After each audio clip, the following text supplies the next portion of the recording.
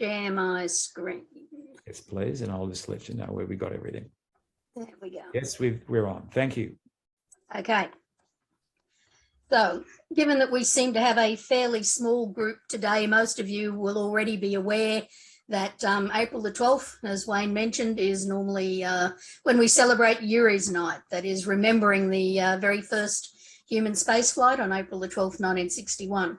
One of the things we've always done here with the Society is celebrate Yuri's night by having some kind of talk about some aspect of the Soviet or Russian space program. And this year, I thought, given that it is coming up in just a couple of weeks' time, or a bit over a week actually, the 55th anniversary of the loss of Soyuz-1 and Cosmonaut Vladimir Komarov, that I'd like to highlight that in this this presentation. Now, of course, Wayne just stole my thunder by saying that, of course, 1967 was a bad year for space flight because it was when we had two major space disasters, the first occurring in late January of 67, with the loss of the crew of Apollo 1. Virgil Grissom or Gus Grissom, Ed White, first person to walk in space, and Roger Chaffee. In a sense, both of the accidents that occurred in 67 were a response to the moon program. And I'll talk a little bit more about how Soyuz fits into the Soviet moon program. But Apollo 1, of course, was intended to be the first test flight of the so-called Block 1 version of the Apollo command module, developed for Earth orbiting missions. Originally, there were planned to be a number of Earth orbiting missions prior to actually setting out on the moon missions. As I said, that was going to be the very first flight. There was a certain amount of concern that the spacecraft had a number of issues that still needed to be ironed out. And you might, some of you may have seen this image before of, this was actually a spoof of their own crew photo where they were sort of praying to the gods that in fact the problems would all be ironed out before their first mission. Unfortunately, they weren't. Some problems with the wiring in the spacecraft created a spark which ignited a fire in the pure oxygen atmosphere. The crew weren't able to escape in time before a flash fire asphyxiated the three of them. Very tragic circumstance, but it did actually occur on the ground, not in space. And because of the fact that this failure did occur on the ground, it was possible to analyze all the problems with the Apollo spacecraft and actually redesign a lot of the problems that it otherwise had, which meant that the succeeding Apollo missions were much safer than they might otherwise have been. And it actually parallels very much what ultimately happened with the Soyuz-1 mission that led to the loss of Komarov. Now, we remember that the space race had begun in 1957, and of course, the Soviet Union got the first satellite in orbit. This galvanized the United States into responding by trying to come back with bigger and better space missions. Then when Gagarin became the first person in space, so he also again trumped the Americans. Oh, probably shouldn't have used that expression. He also, this pipped the Americans at the post once again because it was only a couple of weeks before Alan Shepard made his first flight. So President Kennedy was desperate to find something that they thought America could definitively beat the Soviet Union in. And his advisors recommended to him that what America should focus on was the first human landing on the moon. And so only 3 weeks after Shepard's flight, Kennedy made the commitment, said, I believe this nation should commit itself to achieving the goal before this decade is out of landing a man on the moon and returning him safely to the Earth. That, of course, set the Apollo program in motion. And a year or so later, it also set the Soviet lunar program in motion as well.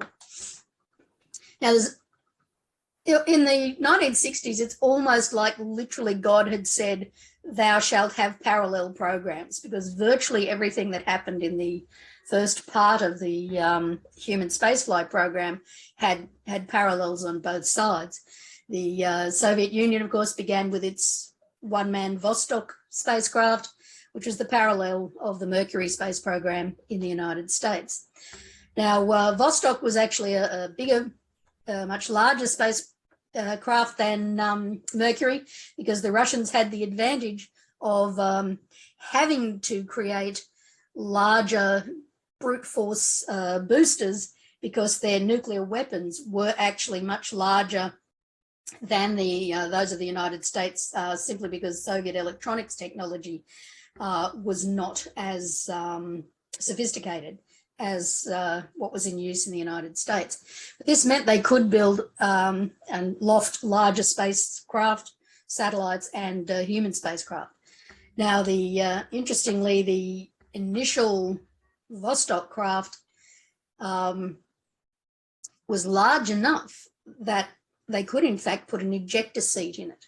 And one of the reasons for the ejector seat was not only launch escape, but the fact that the designers didn't quite trust the retro rockets that they had developed, or the parachutes that they'd developed, to slow the spacecraft down enough before landing.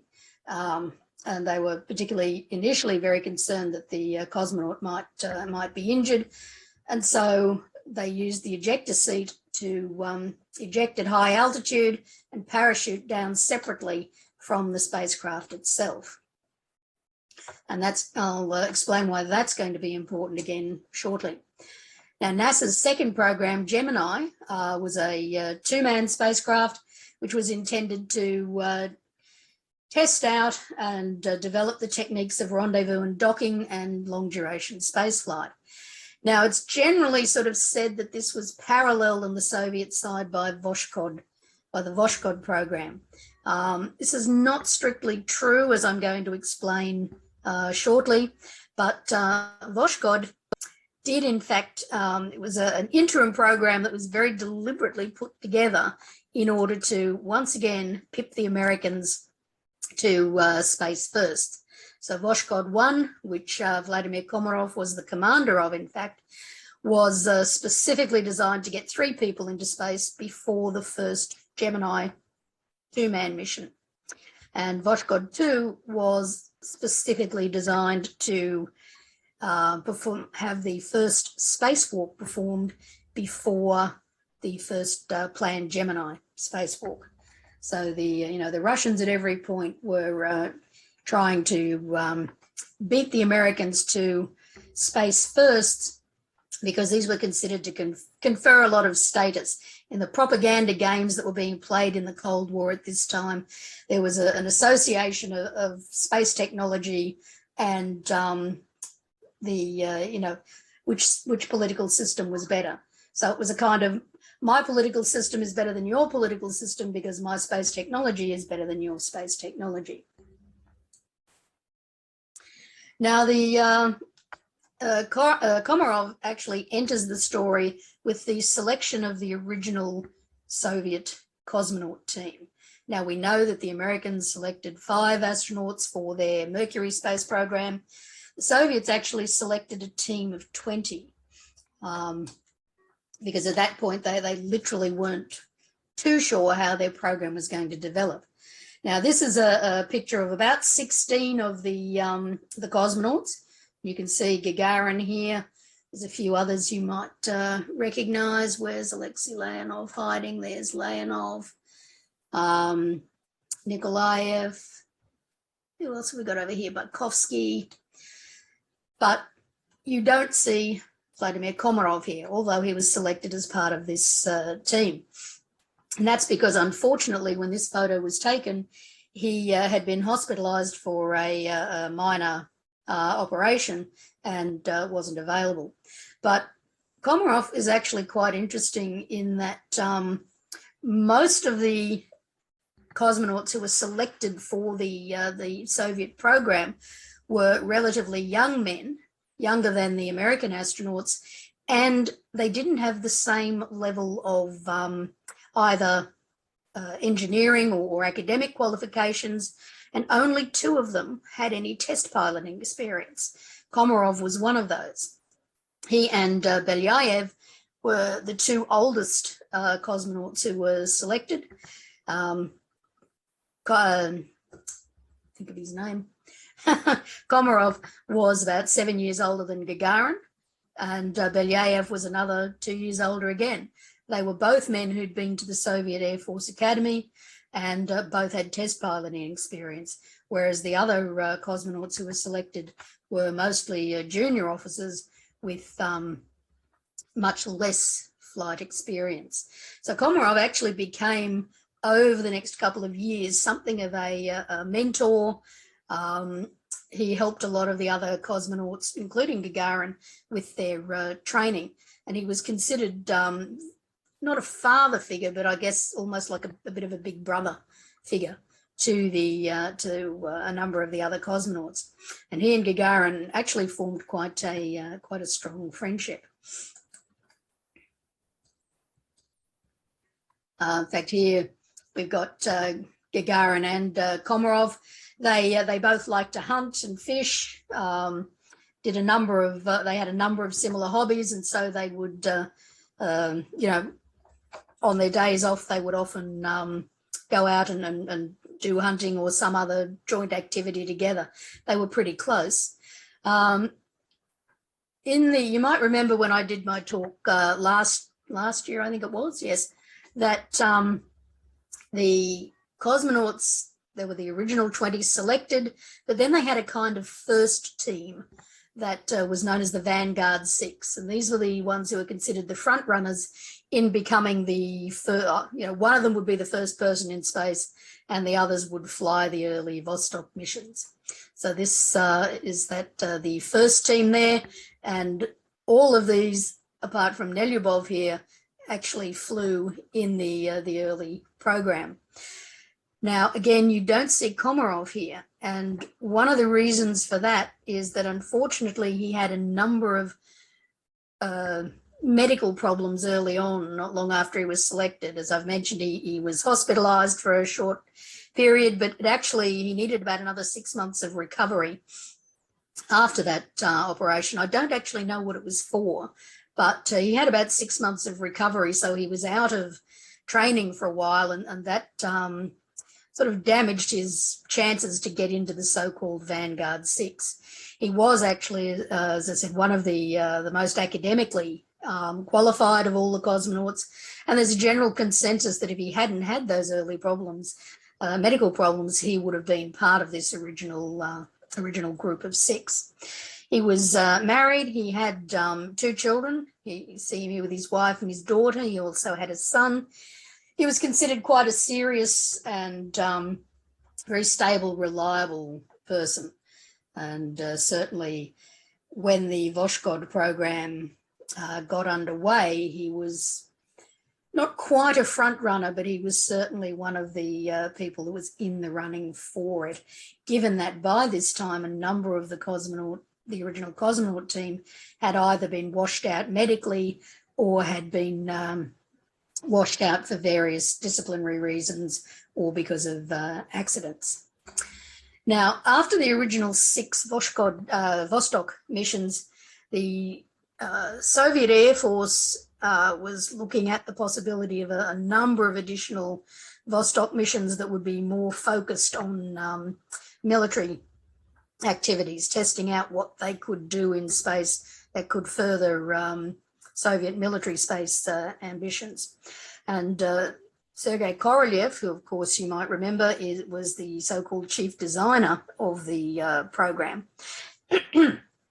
he was wanting to do a number of additional Vostok missions, but at the same time, from 1962, the Russians started to think about responding to Apollo and the moon program. Initially, they were quite slow to start developing a lunar program. There was a lot of political infighting, a lot of bureaucratic infighting, and a lot of infighting between the different design bureaus over which ones should have the responsibility for developing the lunar program. Korolev, because of his position, he was a very savvy political manipulator. He knew how to work the Soviet political system, secured the nod to develop a particular lunar program, but one of his rivals, Kellermay, was also received the nod to develop a circumlunar program. So you had two programs going on at the same time, a what would eventually be a lunar landing program and a circumlunar program. So that Korolev's design bureau was actually working on the Soyuz lunar program, which was going to be the lunar landing program, while it was also charged with developing further Vostok missions for the Soviet Air Force. There were various plans to upgrade the Vostok in different ways so that it would be more versatile for military use. And it was while this work was going on that ultimately it was decided not to continue with the actual Vostok program because that was starting to conflict with the development of the Soyuz. But America was planning to move forward with its Gemini program, and the Soviets seemed to be a bit stymied. They weren't doing anything in space, and they were starting to worry about losing that propaganda advantage in the space race. And so it was decided to actually create, or I'll rephrase that, to use the some of these modified or upgraded, as they were called, Vostoks that were being developed, give them a new name of Voshkod, meaning sunrise, and use them to pit the Americans against the what they were planning to achieve in the Gemini program. And Khrushchev in particular was very keen on the idea of getting three men into space ahead of the Gemini being a two-man spacecraft. And at the same time, there was a lot of agitation, is probably not quite the word, but Korolev and a lot of the scientific and engineering people involved in the Soviet space program really wanted to see scientists and engineers beginning to fly as cosmonauts. Up till this point, of course, all the original cosmonauts had been Air Force officers. Tereshkova, of course, had been commissioned as an Air Force officer, so that she'd be part of that same cadre. But Korolev began to push for the inclusion of scientists, engineers, doctors into the cosmonaut team. So there were a number of things happening around this time that coalesced in the Voshkod program. But they took a lot of risks with Voshkod insofar as literally they were taking what was essentially a Vostok spacecraft, ripping out the ejector seat to make a lot more room inside the body of the craft, and literally putting in 3 seats. So here's a view into the Voshkod, and here is an annotated view showing you where the 3 seats were. Literally, the crew were cheek by jowl. They were lying side by side so close that in fact they couldn't wear spacesuits. So they made their space flight in flight suits. And remembering that the ejector seat had been taken out, they had no way to escape because the launch vehicle also did not have a launch escape tower. So it was really important that this mission succeeded, because it could have very easily led to the loss of the crew had anything gone wrong.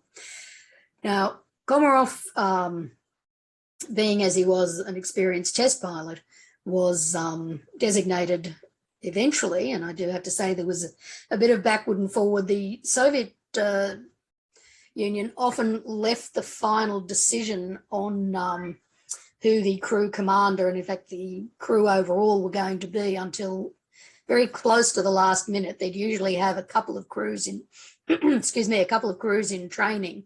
One that was perhaps a notional first crew and a backup, but it could literally be almost to say a week before, a couple of weeks before the prime crew would be designated. So Komarov was only designated as the actual mission commander, I think about 10 days beforehand. And his crew were in fact the first two non-Air Force cosmonauts. And that was, excuse me for just a moment, I'm sorry. I just need to have a quick drink.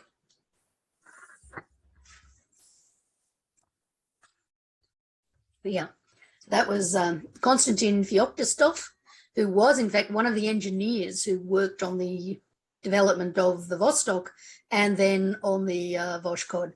And, you know, there's a story that's not exactly true that Khrushchev insisted that the engineer in charge of the spacecraft be one of the people who flew on it, because that way, if his life was on the line, he'd make sure that the spacecraft was really safe. In fact, Korolev proposed Feoktistov for the mission, in part because he wanted to, you know, make this point about getting scientist and engineer cosmonauts into the program. And the other crew member was Boris Yegorov, who was a doctor. And he actually, again, is a little bit of nepotism is not quite the word, but certainly he got that position because his father was a friend of Korolev's, which is not to say that he wasn't actually quite a competent doctor. But the Soviets were very keen to not let the West know that Vostok, the Voskhod, was not in fact a new vehicle. The lower picture you see down here with these orangey colouring is almost the only image we ever saw in the West at the time of the inside of the Vostok, of the Voskhod. In fact, we never saw an image like this, which is from Voskhod-1 being on display in London back in 2014. We never saw an image like that in the West at the time, because that would have pretty much given away that Voskhod was only Vostok by another name. Like this was in fact the only other picture you normally saw of the Voskhod in the West, with the vehicle inside its shroud. And a lot of Western observers thought that this was the actual shape of the spacecraft. And I've actually seen models that were made in the sort of mid-60s of, you know, Soviet spacecraft, which had a model like this that was supposedly the Voskhod spacecraft. This is actually what it looked like inside the shroud. Again, not a lot of really good pictures from this period. The Russians didn't release very many, even for home consumption, because they didn't want to show that the Voskhod was essentially still only the Vostok, that it was not a new spacecraft like Gemini. Just a few pictures of the crew. So we've got, of course, the original 6 Vostok crew up here, and then Komarov, Feoktistov, and Yegorov. They seem to have worked together very well as a crew, got on quite well. As I've mentioned, they were actually not able to make the flight wearing spacesuits. They're always depicted in the flight suits with their radio helmets. And in fact, these are my three sort of favourite portraits of this crew. And they were used then as the basis for the commemorative stamp for the mission, because essentially the Voskhod was a Vostok. They actually did their crew training in Vostok simulators, and this is excuse me, pardon me, I'm sorry. This is Feoktistov actually training in a Vostok simulator. And one of the few shots I was able to find of him as a slightly younger man teaching at one of the universities, because, as I said, he was an engineer and had been involved in the Soviet space program, even in the development of Vostok. In fact, Komarov was involved in some of the development of Vostok and the development of the Voskhod as well. So he was, he was not, if I could put it this way, just a cosmonaut. He was quite heavily involved in the engineering side of things, and even in the some of the development for the Soyuz as well. Just a few photos that have more recently become available. Prior to the actual flight of Vostok-1, there were a couple of test flights of the Vostok vehicle, and these photos actually show it under show one of these test vehicles under construction. Here it is being mated to the upper stage of the launch rocket. A couple more pictures of it under construction here, and you can see that apart from these slight differences at the top of the vehicle, is very much a Vostok by another name. The last test flight that they did, and there were 3 test flights before the first crewed flight. Every one of them had some difficulty, some problem, and particularly in the last one, the vehicle landed safely, but the parachute, the landing parachute, because it was deployed, was caught by the wind, and it actually dragged the spacecraft along for, I think it was about 300 meters. So there was a bit of concern about that, but of course then it was realized that had there been a pilot on board, the pilot would have been able to release the parachute, cut it free, so that this particular incident wouldn't have happened. And in fact, the Voskhod was the first time, of course, that we had a crew actually landing inside the spacecraft. And for that, the solid rocket retro rockets that were being developed for the modified Vostok were fitted to the vehicle, and obviously were successful, which was just as well, because again the crew had no other means of escape. They couldn't eject on the way down, as the Vostok cosmonauts had been able to. Now the launcher for the Vostok, for the Voskhod, was actually yet another modification of the Semyorka, the R7, that was originally an ICBM, which was then used for the launch of Sputnik 1, and various modifications were used for the Vostok missions, for Voskhod, and then on again to another variant from the Voskhod launcher was then used for the Soyuz program.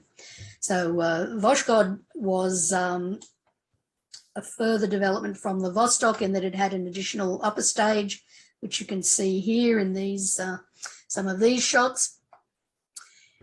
This is actually quite interesting. This is was some footage. There was actually some footage taken from the Voskhod of the 3rd stage of the vehicle after it had been released. And there's a couple of, if you go to the Russian Space Web site, which I thoroughly recommend, there's some great stuff there. Things, every time I go there, there's things I've never seen before that the guy who's put this together has uncovered. Quite a lot of really interesting stuff, and there are several shots from this footage of that was taken from Voskhod 1 of the 3rd stage falling away. Now the actual day of launch was the 12th of October 1966. Here we have the crew arriving in the traditional bus. I'm assuming, of course, that they all peed on the tire in copying Gagarin. That became somewhat of a good luck ritual for the cosmonauts. See Komarov here in his flight suit. This is Korolev nearby. One of the pre-flight rituals that the Russians were very fond of, again, was to actually have the crew present or talk to the ground crew at Tyuratam or Baikonur, which was the launch site.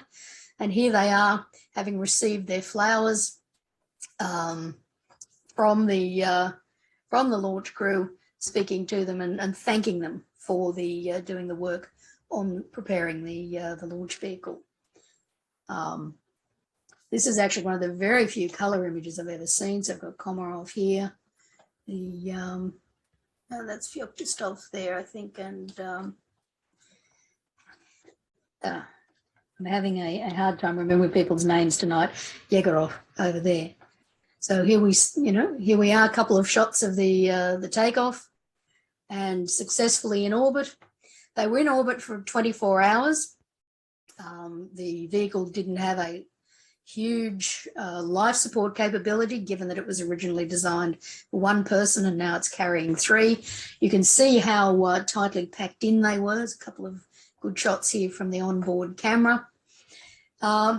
Interestingly, they took a call during the mission from Nikita Khrushchev, who had taken a break in the Crimea, where he had a holiday home. Unfortunately, while he was away, there was actually an internal coup, and he was deposed from the leadership of the Soviet Union and replaced by Leonid Brezhnev, who we see over here.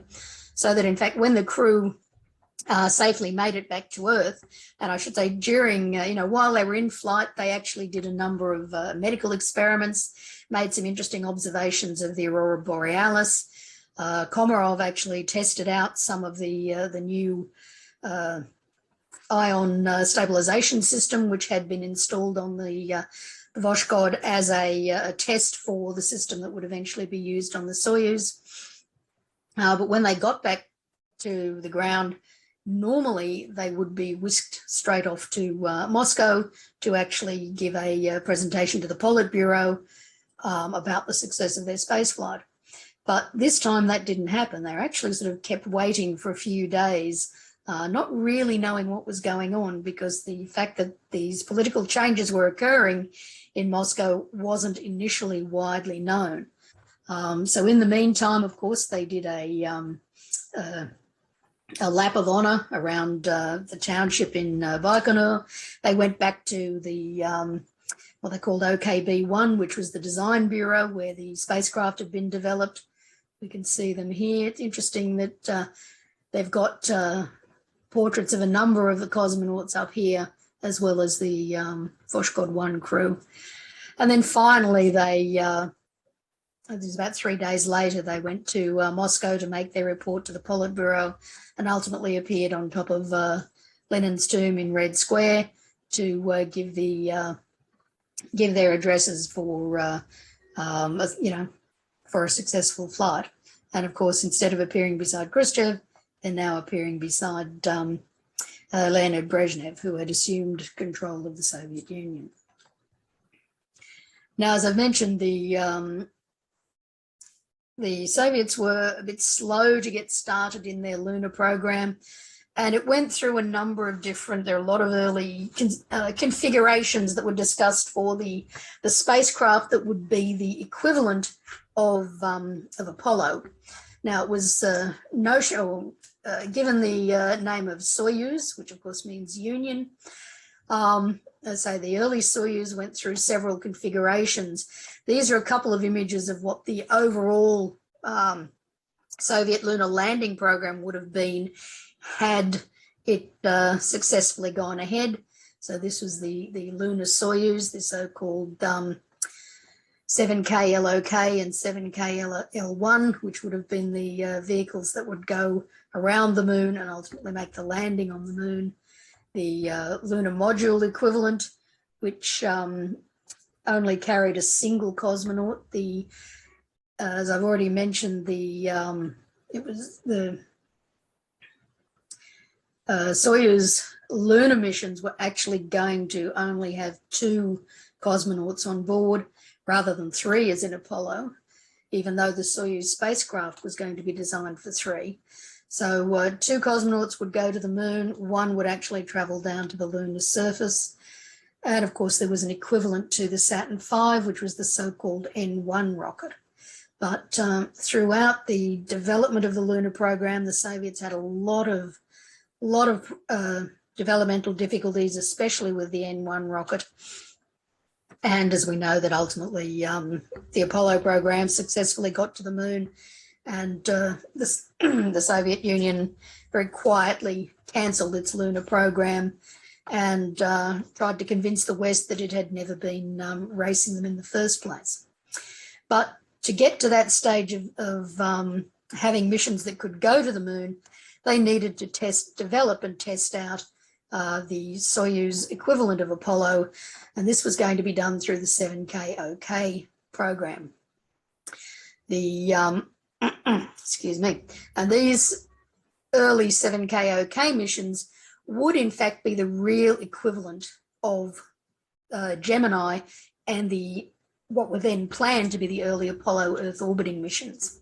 Now, I'll just backtrack for a second to Vostok. There were 2 missions in the Vostok program.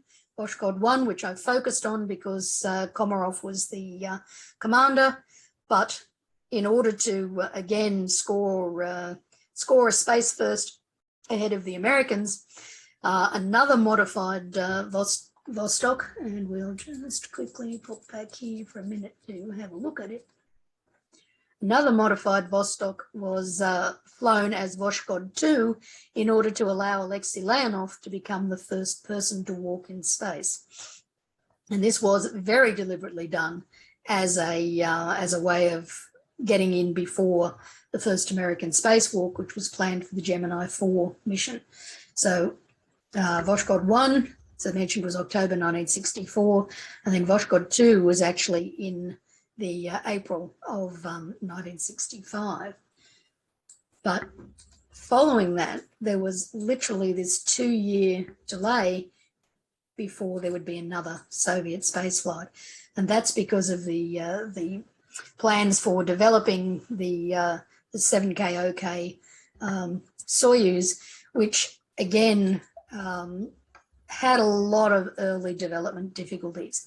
The basic design for the Soyuz was going to be a kind of tripartite design, so a little bit different to Apollo in that you had the propulsion module, which was the equivalent of the CSM, of the service module, and then you had 2 separate crew modules, the so-called descent module and the orbital module, sometimes called the habitation module.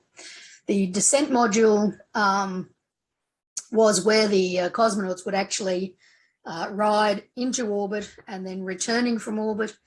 The orbital module, exactly as the name implies, would provide working space for the cosmonauts while they were in orbit. So this would carry all the experimental equipment, whatever scientific experiments or engineering experiments they were going to do.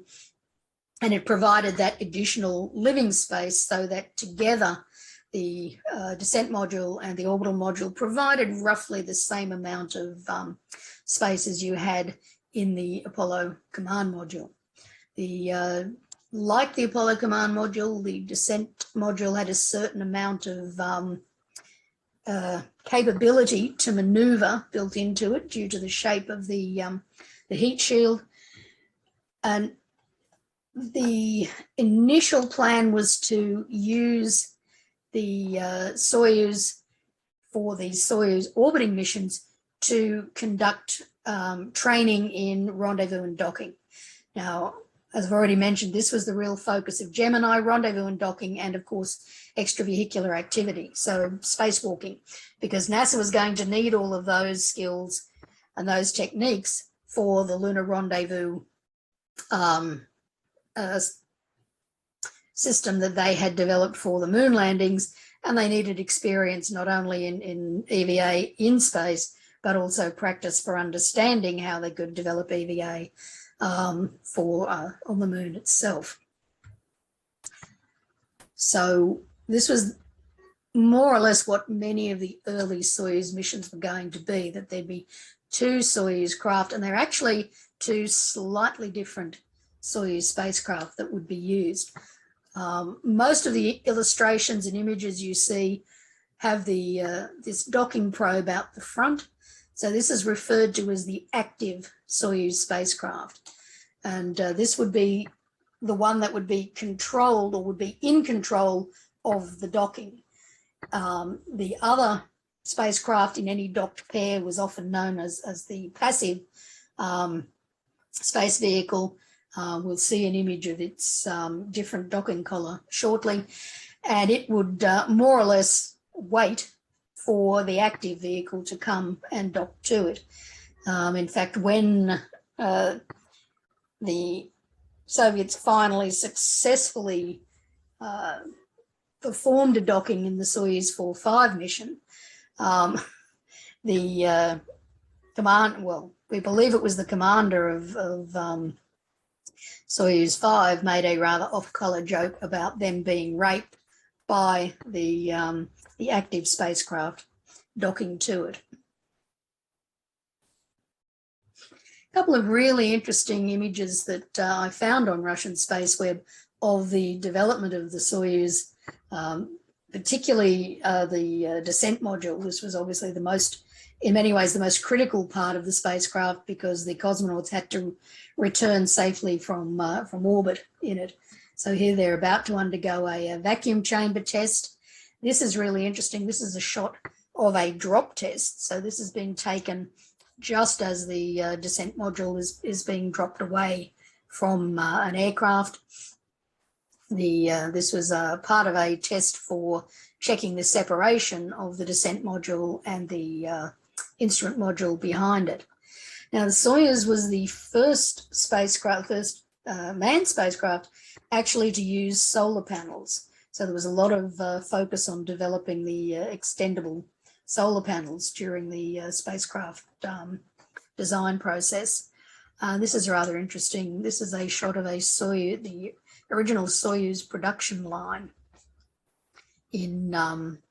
that was set up more or less across the road from where the OKB Design Bureau itself was. And you can see, you've got, there's one here, there's about 4 that we can see along the length of this hall in various stages of construction. One of the things that the Soviets preferred to do was to actually create production lines of the vehicles, and they often created more than they were originally planning to use to make sure that they had vehicles available in the event that, as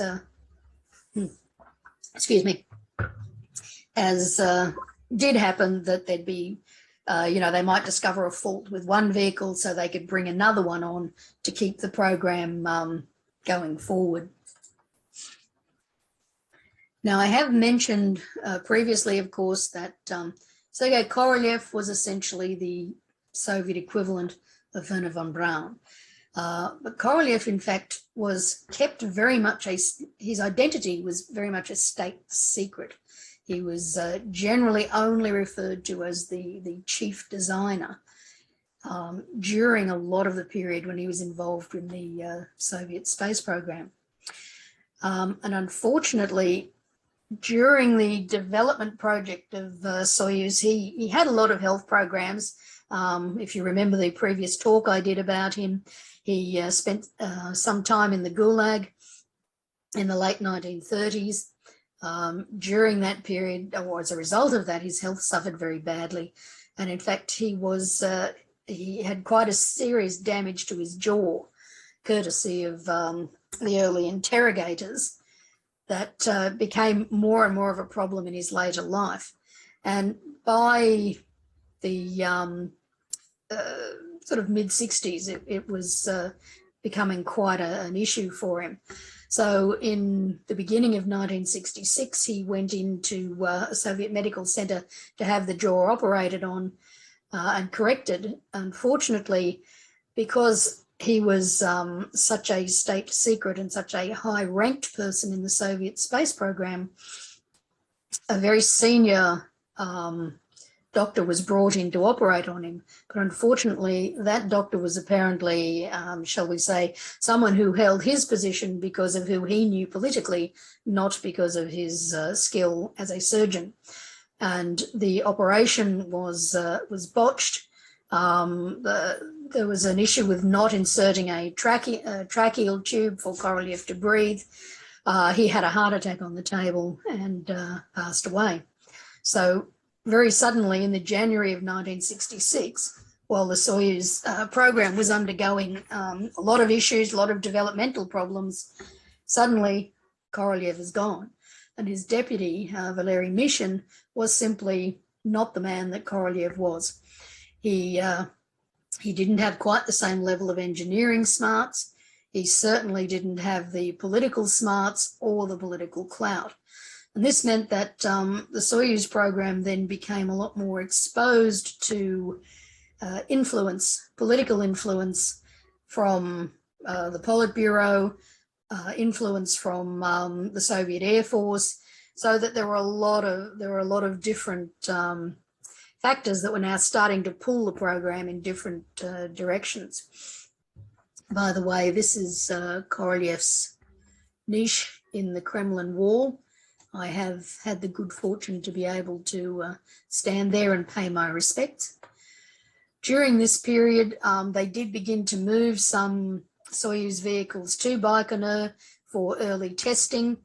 Now, they had 3 test flights prior to the Soyuz-1 launch.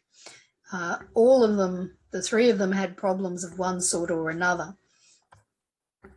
And it was very clear that, in fact, the Soyuz vehicle needed a lot more research, a lot more development to iron out a lot of the problems that were being experienced. Now, there are various stories that have circulated since the loss of Soyuz-1 that, excuse me, that in fact the engineers working on the program sent a memo detailing 203 different problems that needed to be corrected before the spacecraft was ready to fly. Now, there's a lot of questions about this because there's no official record of this memo. It hasn't, so far at least, been found in the Russian archives.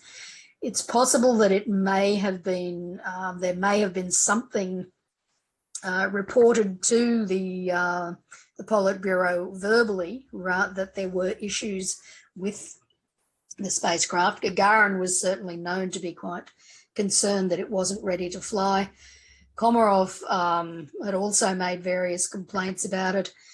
Following the loss of Soyuz-1, Boris Chertok, who was another leading designer on the program, actually said that, his words were more or less, we should have insisted on at least one more flight to make sure that there was a fully clean, that is, no problems test flight before allowing a person to fly. Unfortunately, as I said, there were a lot of political pressures during this period, and by now we haven't had a space flight, a Russian manned space flight, for 2 years.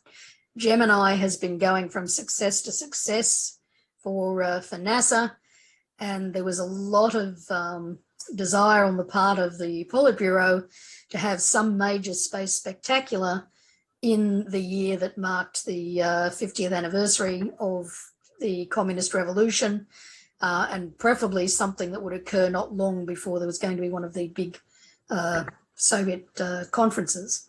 So they were really pushing to get a Soyuz mission by the April of 1967.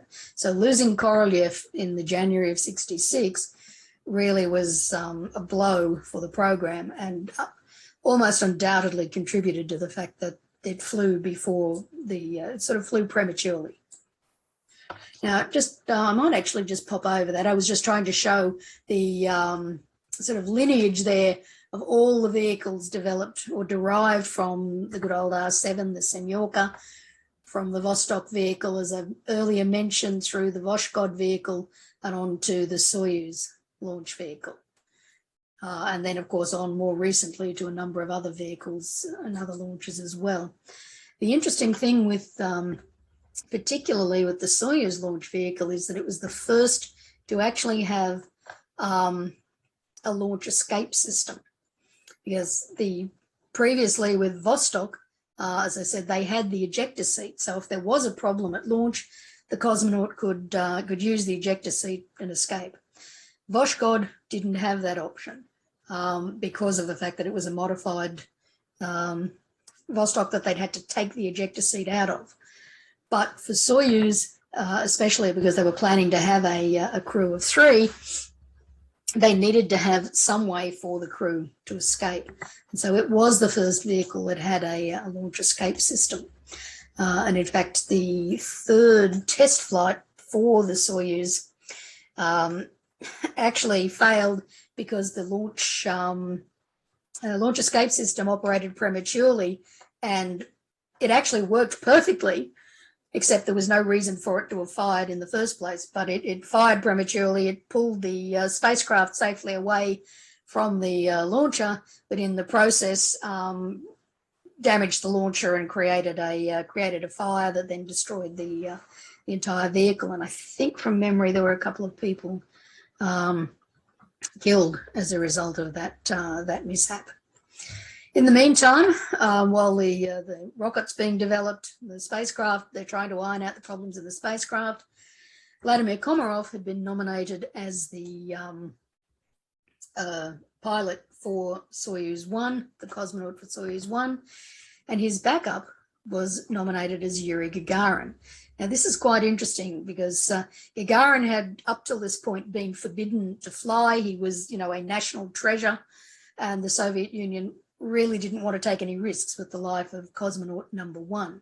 So it's interesting that he was nominated as the backup, and there's some slightly conflicting stories that perhaps he was only nominated as the backup to mollify him because he was becoming quite vocal about wanting to be able to fly again, and that he would never fly. If something had happened to Komarov, the powers that be still would not have let Gagarin make the flight, that one of the other cosmonauts, possibly,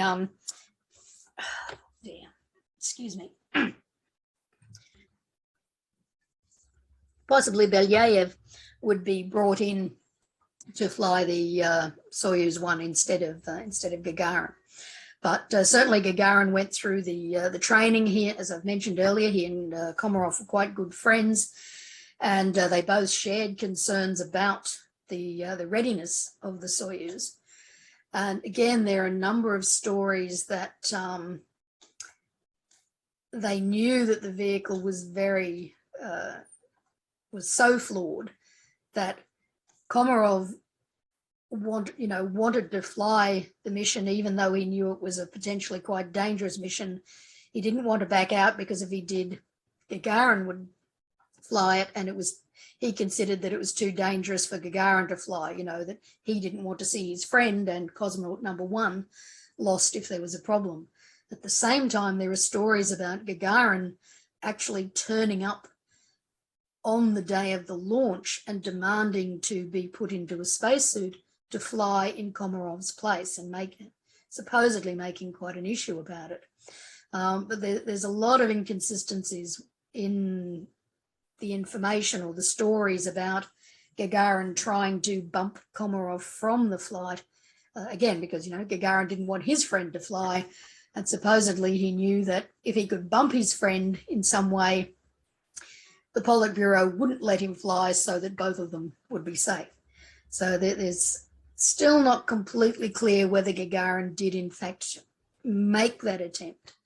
But certainly, these stories that have been going around for many years that Komarov wanted to make the flight so that Gagarin wouldn't be placed in any jeopardy.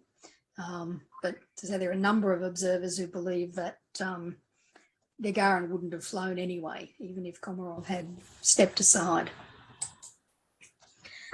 Now, the Soyuz-1 flight wasn't just intended to be a flight of a testing flight in the way that Apollo 1 was. In other words, just a shakedown. It was actually intended to be a docking mission. So in fact, there would be, I've used the Soyuz 4-5 imagery here to give you the idea, but that in fact there would have been 2 spacecraft launched. Soyuz-1, the active docking spacecraft, would have been launched first with Komarov on board, and this would have been followed about 12 hours later by what would have been Soyuz-2, which was the passive spacecraft. And this is one of the few illustrations where you can see the passive docking ring as distinct from the active docking probe that you see on Soyuz-1 and on most illustrations. Now, once those spacecraft docked together, as we see depicted here, the two, there would be a crew of 3 on Soyuz-2, and the two, I'll get my tongue around this yet, 2 of the crew, who would be the spacewalkers, would actually cross from Soyuz-2 into Soyuz-1 and then return to Earth with Komarov. So that Bykovsky would then in Soyuz-2 land on his own, and Komarov would be bringing back the 2 spacewalkers. So there was some quite complex maneuvering or quite complex planning for this mission. Here we actually see, again, not a lot of really good images for this. We see Komarov here with Gagarin, Bykovsky here, who is going to be the commander for Soyuz-2, and the 2 spacewalking cosmonauts, who were going to be Yevgeny Krunov and Alexei Eliseyev.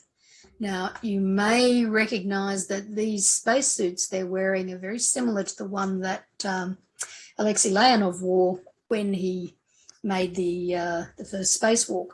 And that's because although they were developing a new version of the so-called spacesuit, which would be used on the later Soyuz missions, at this point that suit wasn't ready. And so the Yastreb suit, which was the type of suit that Leonov had worn, was pressed into service for the planned Soyuz-2 spacewalk.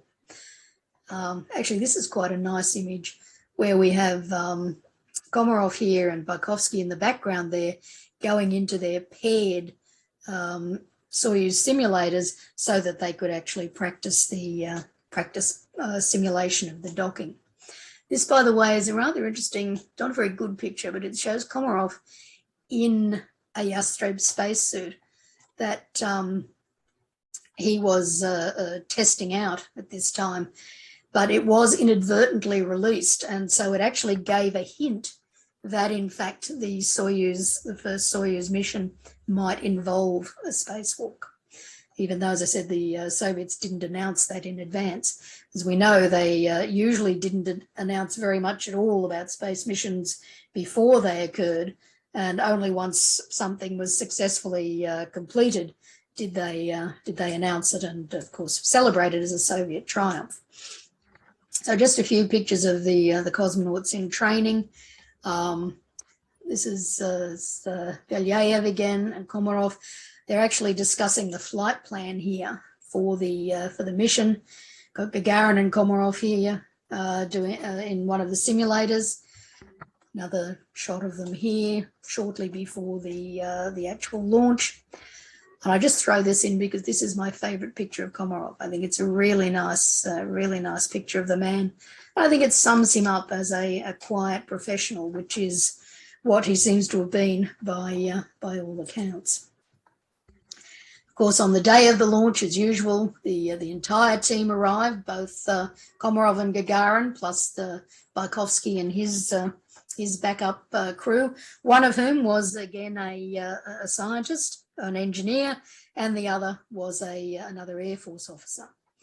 They went through, of course, that inevitable ritual of thanking the ground crew and preparing for the actual flight.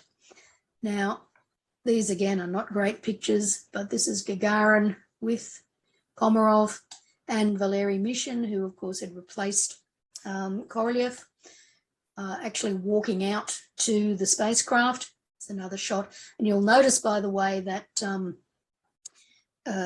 Komarov is not wearing a spacesuit. He's actually in a flight suit, very similar to that which he wore for the previous Vostok missions. This is actually shortly after he'd entered the spacecraft, and they're just pulling away the access tower. Whoop. Now, the mission itself, the launch went perfectly fine. All the stage separations went well. However, that's when the problems started for Soyuz-1. The left-hand side solar panel didn't deploy. You can see in this is, of course, not an actual image, but a graphic recreation. The left-hand solar panel didn't deploy. Now, this meant that the spacecraft didn't have all the power it should have had. This also blocked some of the navigation instruments, which created problems. They had, and in fact, there were also a lot of problems with the communication system. There were several times when the Soyuz dropped out of contact. Now, unlike the United States, the Soviet Union did not have tracking stations all around the world, so that the cosmonauts could only be in touch with mission control when they were over Soviet territory. But even then, Komarov was having trouble contacting the mission control that was in Crimea at that time. He also had a lot of trouble with the stabilization system on the spacecraft. So it was pretty obvious that the mission was not going well, and there was so there was some concern about whether or not to launch Soyuz-2, and in fact, there was not long before it was due to be launched, about 12 hours after actually it's probably a little bit more than that, after the launch of Soyuz-1, they had some really severe thunderstorms around the Baikonur area, and it was decided to scrub the launch anyway because the weather conditions just weren't right. Now, once that launch was scrubbed, with all the problems that Korolev was having, Mission Control decided that they should in fact end the mission and bring Komarov back down. Now, at this point, he did have some difficulties again lining up. A lot of the automated systems failed. He had to do a manual lineup for re-entry, but it was still possible, and he did in fact safely re-enter. The final problems began after re-entry when the parachute system for the spacecraft failed. So the main chute, although the drogue came out, it pulled out the main parachute, but that parachute, it didn't fully inflate. It just literally didn't unfold. So Komarov activated the backup chute, and unfortunately that then became somehow tangled in the drogue chute for the failed main parachute, which should have been released and hadn't been, so that somehow the lines of the parachutes became all entangled, and there was nothing to stop Komarov plummeting to the ground. So the spacecraft, hit the ground at doing possibly 30 meters a second, and was pretty much destroyed on impact. What made it worse was that the retro rockets, which of course had originally been used on the Vostok and were also being used on Soyuz to soften the landing, didn't fire prior to the landing, but they fired afterwards. And therefore they created a fire, so that on top of the damage that the landing caused, the fire then consumed a lot of the spacecraft as well. And you can see the images here. Again, there are not many good images of the damage, but you can see here the spacecraft was pretty much destroyed between the fire and the impact. Komarov, of course, was killed on impact. He was alive so far as they're aware until the moment of impact. Now, again, there are various stories around that a CIA listening station in Turkey picked up calls from various calls from the Soyuz that involved Kosygin, the Soviet premier, calling Komarov and virtually crying over the radio to him, apologizing for the fact that the spacecraft had failed. there are stories that he then, Komarov then spoke to his wife, and in fact, some of these stories suggest that even before re-entry, he knew that the mission would fail and that he would, and so he spoke to his wife to talk about what to do with their children and so on. And this is very, very unlikely, because even though they were having problems with the mission, as I've just mentioned, he made a perfectly good re-entry back to Earth. So, and it was only the failure of the parachutes that ultimately doomed the flight. So that one certainly looks extremely dodgy. There are also, as part of these stories, that supposedly Komarov was screaming and cursing the Soviet leadership and the spacecraft and the designers all the way until he hit the ground. Now, most of these stories rely on a supposed or an interview with a former CIA operative who claims to have been at this Turkish listening station. Now, there's no other evidence for this. The official transcripts released from the Soviet side or the Russian side since the fall of the Soviet Union more indicate that Komarov was behaving as the test pilot that he was, trying to communicate with the ground about the difficulties that they were having. And ultimately, of course, as the G-forces built up, they simply lost contact with him. It is possible that, in fact, not included in the transcripts is certainly some, railing from Komarov about the fact that the spacecraft had so many malfunctions and probably wasn't ready to fly. But we literally don't know that. But certainly a lot of the more I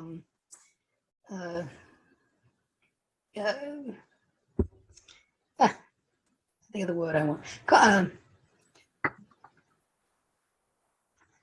Fantastical claims that he was, that he'd had this conversation with Kosygin and so forth are very, very unlikely. As I said, Komarov, of course, was killed on impact. Nobody could have survived that. The spacecraft having caught fire when the first recovery teams arrived, they didn't have any kind of equipment that could really douse the fire, so they actually had to shovel dirt over the spacecraft, quite a lot of dirt literally from the ground to put the fire out.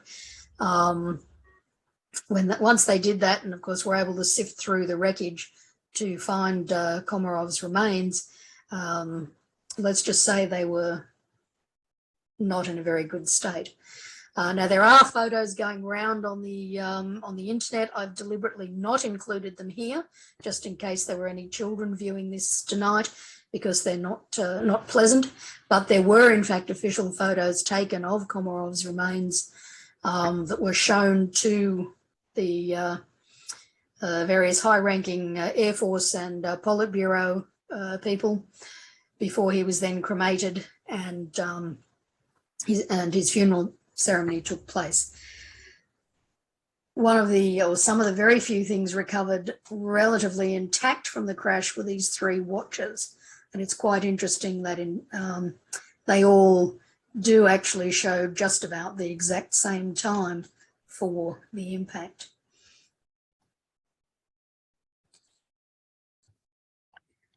There was a lot of, obviously, the major components of the spacecraft were gathered up, taken back to the OKB-1 for study and analysis to try and get some clearer pictures of what had happened in the final impact.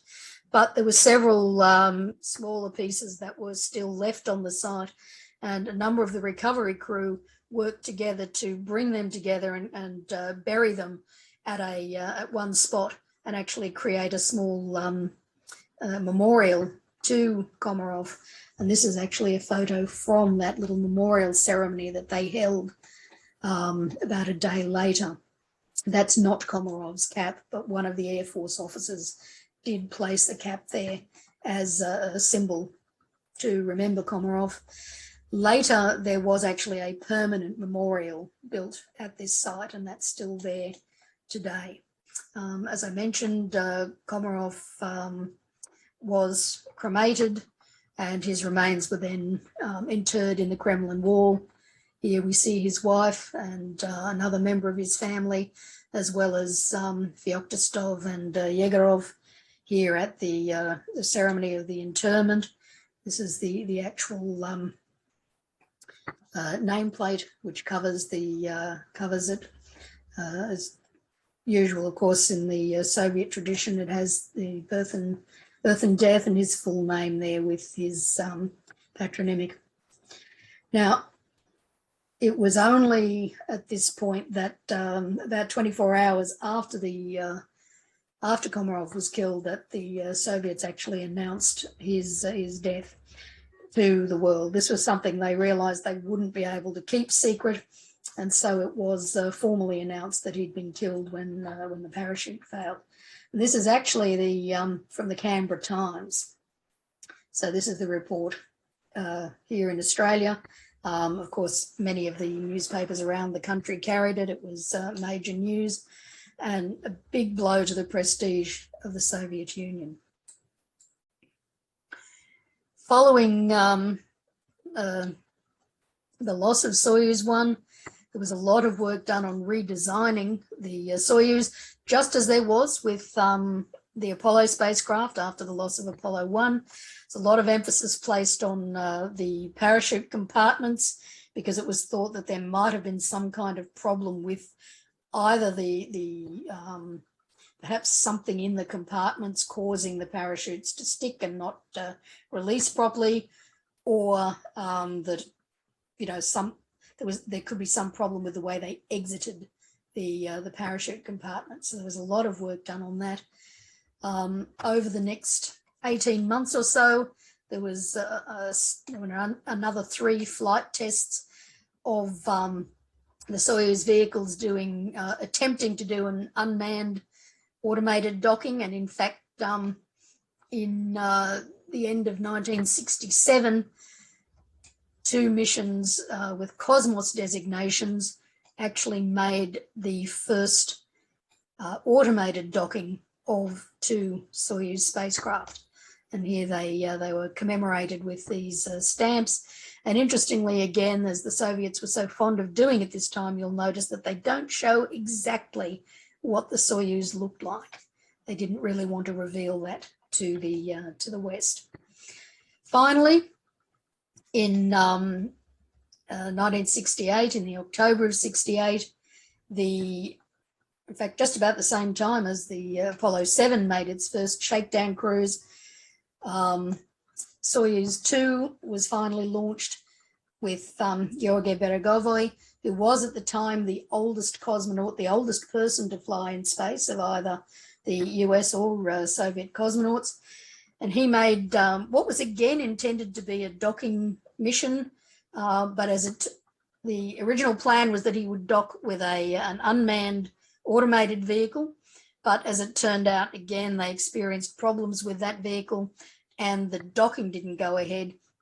But Beregovoi was, in fact, able to at least complete a shakedown flight for the Soyuz spacecraft, similar, as I said, to the way Apollo 7 was a shakedown for the Apollo command module. And here's actually quite an interesting shot of Beregovoi just about to enter through the hatch in the shroud covering the spacecraft to get into the spacecraft ready for launch. And again, you'll see he's not wearing a spacesuit. He's still wearing just a flight suit. Something interesting that was planned for this mission was that the docking would have actually occurred at night. And so they had fitted a couple of special lights to the the passive vehicle, so that he'd be able to see it during to complete the docking. But as it turned out, as I said, that docking didn't go ahead either. And it wasn't until in 1969, in January, that Soyuz 4-5 finally completed the mission that had originally been planned for Soyuz 1 and the original version of Soyuz-2. So we had Shatilov, who flew in Soyuz-4, and then in Soyuz-5, we had Volkov, Komarov, and Yeliseyev, and Yeliseyev and Krunov made a spacewalk across from Soyuz-5 to Soyuz-4 and returned with Shatilov. The Soviets made a big thing about this being the first actual physical docking of two-man spacecraft, and in fact it was, because at that point they had not had a docking of the Apollo command module with the Apollo lunar module, although that occurred about a month or two later. And, the timing is, again, a bit suspicious that clearly the Russians wanted to pip the Americans to that first actual docking of two manned spacecraft. So although, excuse me, Komarov's death really shouldn't have occurred. The Soyuz spacecraft really wasn't ready for flight at that point. Just as the loss of Apollo 1 enabled the Apollo program to go forward in greater safety, so that ultimately all the Apollo missions, even Apollo 13, were successful, the loss of Soyuz-1 enabled the Soyuz program itself to go forward and become, one of the most successful space programs of anything that's occurred in the last 60 years. There was one other loss of crew on Soyuz 11, but beyond that, the program, the Soyuz vehicle, has been a remarkably overall safe and successful spacecraft. So thank you. Just a couple of little mentions too, I guess, of honours that came to Komarov, or ways that he's remembered. He's got a crater on the dark side of the moon, the far side of the moon, named after him, which is actually in the Sea of Moscow. He is commemorated on the moon as well with, in fact, the Apollo astronauts put 2 commemorations to him on the moon. Apollo 11 carried at least 1, possibly 2 of his medals. They also carried a medal from Gagarin that the wives of Gagarin and Komarov gave to Frank Borman when he was in Moscow for Gagarin's funeral, I think it was. And he brought them back to the United States, and the Apollo 11 crew left them on the moon in their honour. And then the Apollo 15 crew left a memorial to the fallen astronauts, this little statuette that was created, plus a list of the names of all the astronauts and cosmonauts who had died up to that point. There was also a Soviet tracking ship that was named after Komarov. It was one of 2. The other one was named after Gagarin. And more recently, just as a reminder that Komarov is not forgotten, there's this rather nice postcard that was created for the 50th anniversary of the Soyuz-1 mission in 2017. And so that is where I will end my talk. Thank you very much, Kerrie. It was an excellent talk. My apologies. Your voice is going. My voice is going, and I'm sorry. It's left me a little bit slow in my speaking tonight. It's okay. Get some water for a second. I'll probably we didn't have too many questions, partly because your talk was so good and detailed that we didn't need to ask a lot of questions. Somebody said, what's the Molnia? Yeah. Molnia was actually a communications satellite, very interesting one. It was the Molnia project was actually designed to bring television to the high latitude parts of the Soviet Union. So up in Siberia and far northern Russia. Yeah, orbit. And to do that, they actually used a particular kind of orbit that had a very high perigee and then a very close apogee. sorry, I'll rephrase that, get my brain around this, a very high apogee and a very close perigee that swung in very close to the Earth, so that it was only for only sort of close to the Earth for a short time. And then as it climbed up to this very high perigee, apogee could actually be seen from high latitudes for a relatively long period of time. And in this way, with a couple of Molnias following these orbits, they could always keep at least one spacecraft, one satellite above Siberia, so that they could have continuous television and satellite telephone communications. Really sort of interesting but sad thing is that it's known as a Molniya orbit because of the Molniya satellite, but it was actually developed by a guy in Britain, very lovely man by the name of Peter Hinton, who never got the recognition that he really deserved for developing that particular high Earth orbit, as they sometimes call it. But that was where the Molniya comes from, and the launcher for Molniya was yet another of the R7 derivatives. And the Soviets tended to call the different derivatives, at least for public consumption, by the what was I going to say? By the first mission that it was used on. So the first time that variant was used on the Molniya launches, so it became the Molniya rocket. The first one used on the Soyuz launches became the Soyuz rocket, and so forth. What was that you said there, Wayne? Something about spacesuit. That was because I noticed in the other pictures taken later on that it looked like on the Soyuz-2 mission he'd taken the suit off and he was just wearing. No. Komarov didn't have a spacesuit. He entered the spacecraft wearing just a flight suit. Yeah, the only thing that didn't make a lot of sense when the way you portrayed it, and maybe there's something not quite right about it, was you said if they were going to do the swap, as in Soyuz 2. Yeah, I know. We see what they did in Soyuz, and this is the interesting thing. The airlock was in the orbital module. That's what I was going to ask. Yeah, so in fact, Bykovsky didn't have a spacesuit either. No, it looked like he didn't have one either. No, he didn't. That's right. Bykovsky didn't have a spacesuit either. But he stayed in the descent module. The other two guys went into the orbital module, and that's where they put their spacesuits on.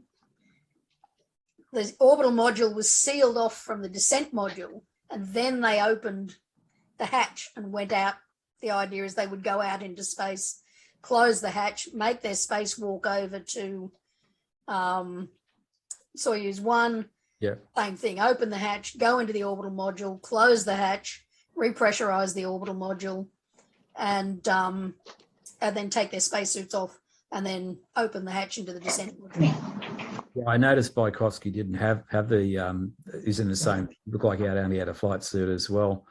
That's right. Neither of them, as the commanders, had flight suits. There was only the two spacewalkers. Actually, the interesting thing about that is, remember, Leonov had problems with his spacesuit. If they were to use exactly the same spacesuits, I think Leonov's had complaints that the spacesuit had problems with it ballooning out too much, and having to get those spacesuits in and out of would have been rather interesting. I think, and I won't swear to it, I believe there were modifications done to the Astreb suits by the time they were worn for Soyuz. Yeah, you remember. Remembering that they had nearly 2 years. Yeah, you remember he had problems. He said he had trouble. Oh, yes, yeah. Leonov had a lot of, he nearly died. He ended up having to deflate the suit partially to try to get back in. Well, I think he actually lost like several kilos just in sweat. He literally lost several kilos in sweat trying to get himself back inside the airlock tube that they used on Vostok 2. But I'm not aware when they finally did it, like for 4 or 5. I think by then they were wearing Sokol suits, so they may not have had a problem anyway. But I can't remember it. there's nothing I can recall of any reports of any problems with the Soyuz 4-5 spacewalk in terms of the suits ballooning or anything. I'm pretty sure by then they had the Soyuz suits. One of the things that again was a problem is, although the Soyuz was a 3-seater, you couldn't actually have three people in so-called suits sitting in the 3 seats. And that's, of course, what ultimately caused the loss of the Soyuz-11 crew, because when they went to the first Salyut space station, they were the first crew to spend an extended time in space on the Salyut space station. And on their return to Earth, they're only wearing flight suits. And a particular valve had been jarred loose during probably at the point where they undocked from the space station. Yeah. And the atmosphere in the spacecraft just gradually, quietly leaked out without them even really initially noticing. And so they suffocated during re-entry. And it was after that then in the Soyuz spacecraft, they went to a crew of 2. So they always had 2 wearing spacesuits, but you literally couldn't have 3 people wearing spacesuits in the descent module. Yeah, that was why I was wondering about the flight suit business, because I think, I suppose they might have become a little bit complacent about what was potentially happening there, about the fact that I was just wearing flight suits. I didn't think about depressurization in the. But, yeah, well, and that's an interesting thing too, because Leonov apparently had said to the Soyuz-11 crew beforehand that this was something they needed to be sure of, was to make sure that valve had been closed. Again, Soyuz had a lot of development problems, and it took time for all of these problems to be fixed. And for whatever reason, Leonov suspected that this particular valve could be a problem. And he had apparently warned the Soyuz crew to make sure that it was closed. But apparently they didn't. So either they forgot or, just in all the. It was an inexperienced crew, though. I think all those 3 cosmonauts had not been up before. Yeah, I don't think any of them had flown before. No, that's true. That was probably one of the other things. And of course, they've just had however many days it was.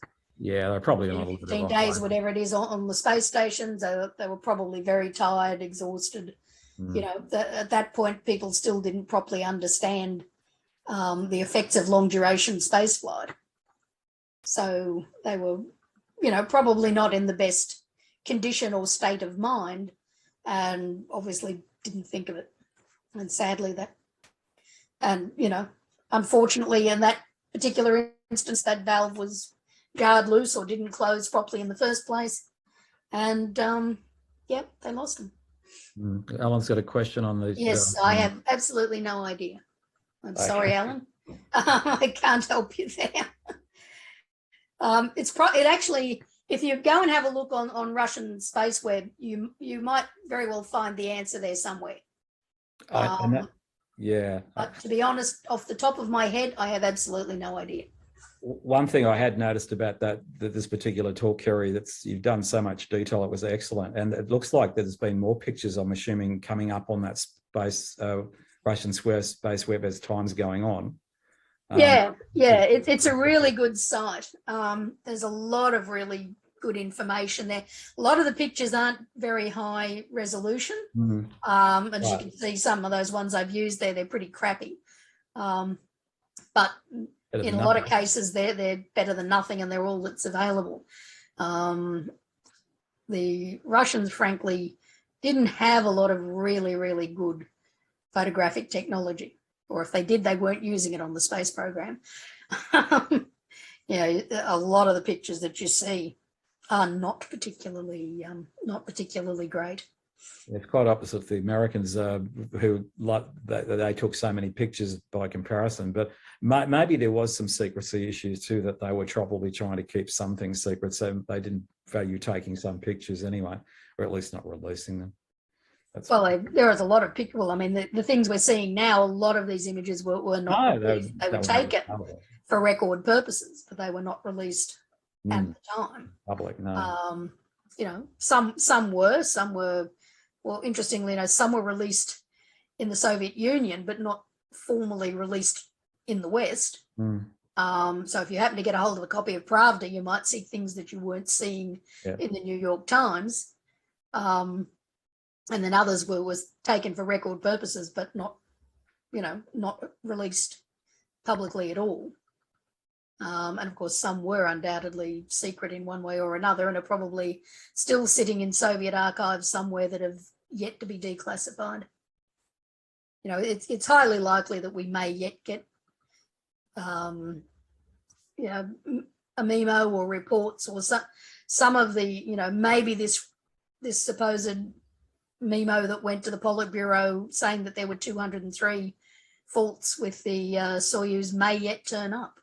At the moment, nobody's found it yet.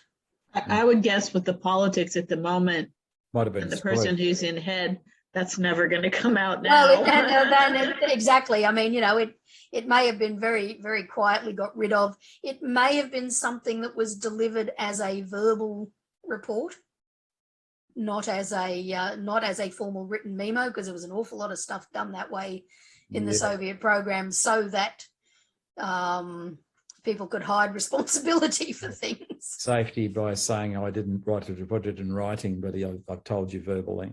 Yeah, and a lot of the stories that have grown up around Soyuz-1, part of the problem is that they rely on somebody saying, I heard someone say this, or I witnessed somebody do that, or Gagarin say that, but nobody else has heard that or reported it or anything. So that you can't know for certain if that person who claims they heard something actually did, or whether they're making it up. Yeah, based on this particular talk, I have heard some of those other stories you reported as well. This is probably the most accurate talk that anybody's done on this mission, Kerrie, so you're to be congratulated. I mean, a lot of people have actually done the research that's yeah, I know confirmed that. a lot of that. Yeah, it's not written down, it didn't happen. That's correct.